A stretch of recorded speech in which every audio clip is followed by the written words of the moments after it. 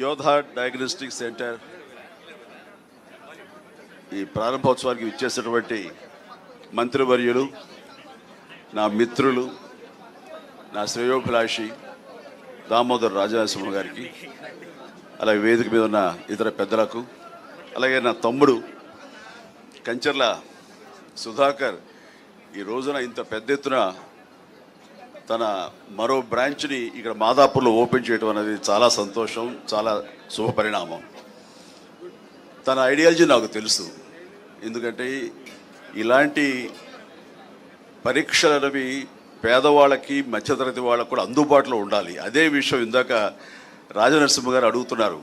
ఇది వాళ్ళకి అందుబాటులో ఉంటేనే దీని ప్రయోజకత్వం, దీని యొక్క అల్టిమేట్ ఎయిమ్. అది దానికి రీచ్ అయ్యేలా నువ్వు ప్రయత్నాలు చేయాలంటే దానికి సమాధానం సుధాకర్ ఏం చెప్పలేకపోయాడు. అలాగే సార్ అంటూ నేను చెప్తున్నాను.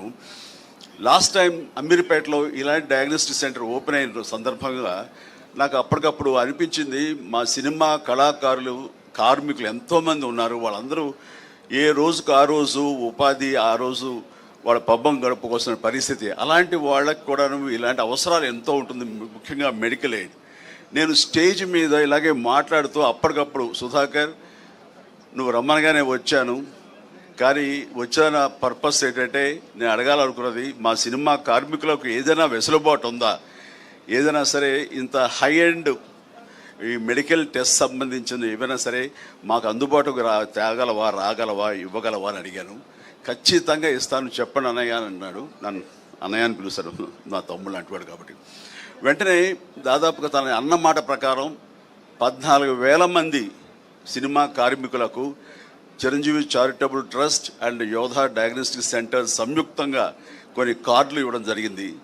అది 14,000 మంది కేవలం ఆ ఇష్యూ చేసిన మెంబర్స్కి మాత్రమే కాదు, వాళ్ళ ఫ్యామిలీ మెంబర్స్ కూడా ఆ వెసులుబాటు ఇవ్వగలిగాడు. అంటే దాదాపు 14,000 ఇంటూ 5 మంది, వాళ్ళ అమ్మ, నాన్న, భార్య, బిడ్డ అంతమందికి ఇచ్చేలాగా తను సమాయుత్తం అయ్యాడు. ఈరోజు కూడా ప్రతి కార్మికులు అంటారు, సార్ మీరు ఆ రోజున మాకు ఇప్పించబట్టి, అక్కడ మాకు ఆ వెల్కమింగ్ ఉండబట్టి, అక్కడ వెసులుబాటు మాకు ఉండబట్టి మాకు ఎంతో కలిసి వస్తుంది. ఎంఆర్ఐ చేయించాలంటే మాకు 15,000 నుంచి 18,000 దాకా అవుతుంది, మాకు 5-6 వేలలో అయిపోతుంది యోధా డయాగ్నోస్టిక్ సెంటర్కి వెళ్తే.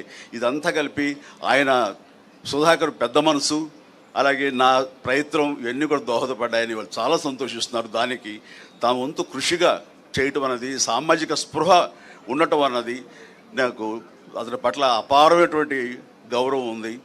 అండ్ ఇందాక మన మినిస్టర్ గారు అడిగిన దానికి సమాధానం ఇదే సార్. ఆ రకంగా సామాజిక బాధ్యత వహించి తను ఇలాంటివి కల్పించాడు. అందుకని అలాగే ఇక్కడ కూడాను ఈ రోజున మన ప్రసాద్ గారు ఉన్నారు, ఆయన ఆధ్వర్యంలో డిజిటల్ ఫెడరేషన్ ఉంది. వాళ్ళకు కూడా ఈ రోజున యూట్యూబర్స్ కానివ్వండి, ఇతర ఇన్ఫ్లుయెన్సర్స్కి కార్డులు అందజేయడం అనేది ఇది చాలా చాలా శుభపరిణామం, చాలా మంచిది. ఇలాంటివన్నీ కూడాను పేదలకు కూడా అందుబాటులో రావటం అనేది నేను మనస్ఫూర్తిగా హర్షిస్తూ ఇలాంటి సెంటర్స్ మరెన్నో చేయాలి. ఎందుకంటే అతనికి వ్యాపార దక్షత నా గురించి నాకు తెలుసు. అమెరికాలో తను ఎంతగా వ్యాపారం, తను బిజినెస్ మ్యాన్గా ఒక కార్పొరేట్గా అక్కడ ఉన్నాడో తెలుసు. కేవలం తను డబ్బు సంపాదన కోసం అయితే కనుక అమెరికా కంటే ఇక్కడ ఏమి వయబిలిటీ కాదు. అలాంటి అమెరికాని కాదనుకుని అక్కడి నుంచి ఇక్కడికి వచ్చి ఈ రకమైనటువంటి ఒక సహాయపడాలి సమాజానికి, తనంతో బాధ్యతగా ఇవన్నీ కూడా పెడుతున్నాడంటే ఇందులో కమర్షియల్ వైబిలిటీ కానీ కమర్షియల్ మైండ్ లేకుండా పోలేదు, ఉంది. But at the same time కొంత పర్సంటేజ్ పేదల కోసంగా కూడా ఇవన్నీ అందుబాటులోకి తీసుకురావడం అనేది మనస్ఫూర్తిగా నేను హర్షిస్తూ, అభినందిస్తూ, ఇలాంటి మరెన్నో సెంటర్స్ ఇంతే సక్సెస్ఫుల్గా చేయాలి, మీ అందరి బ్లెస్సింగ్స్ తోడని కోరుకుంటూ నా తమ్ముడికి మరొకసారి నా అభినందన తెలియజేస్తాను. God bless. Thank you so much Chiranjeevi గారు, మీరు ఈ కార్యక్రమానికి రావడం, మీ